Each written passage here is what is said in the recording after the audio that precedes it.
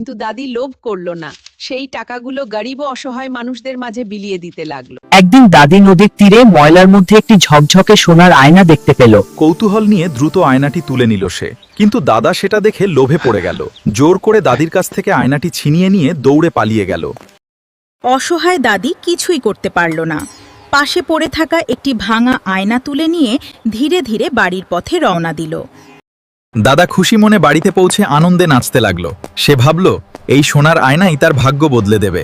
তারপর আয়নাটি দেয়ালে লাগালো। কিন্তু আশ্চর্য ঘটনা ঘটল। মুহূর্তের মধ্যেই তার বিলাসবহুল বাড়ি ভেঙে জীর্ণ মাটির ঘরে পরিণত হয়ে গেল। দাদা আয়নার দিকে তাকাতেই দেখল তার সুন্দর পোশাক বদলে ভিখারির ছেঁড়া কাপড় হয়ে গেছে। কিছুক্ষণের মধ্যেই সে রাস্তায় রাস্তায় ঘুরে বেড়ানো এক ভিক্ষুক হয়ে গেল। অন্যদিকে দাদি বাড়িতে ফিরে সেই ভাঙা আয়নাটি মাটির দেয়ালে লাগালো। সঙ্গে সঙ্গে অবিশ্বাস্য ঘটনা ঘটল। তার ছোট্ট কুঁড়েঘর মুহূর্তেই বিলাসবহুল বাড়িতে পরিণত হয়ে গেল।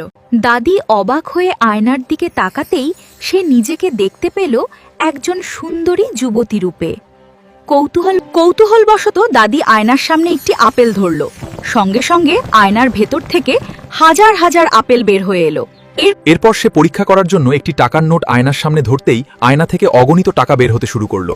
এটা সত্যিই অবিশ্বাস্য এবং অলৌকিক এক দৃশ্য। কিন্তু দাদি লোভ করল না। সে সেই টাকাগুলো গরিব ও অসহায় মানুষদের মাঝে বিলিয়ে দিতে লাগলো।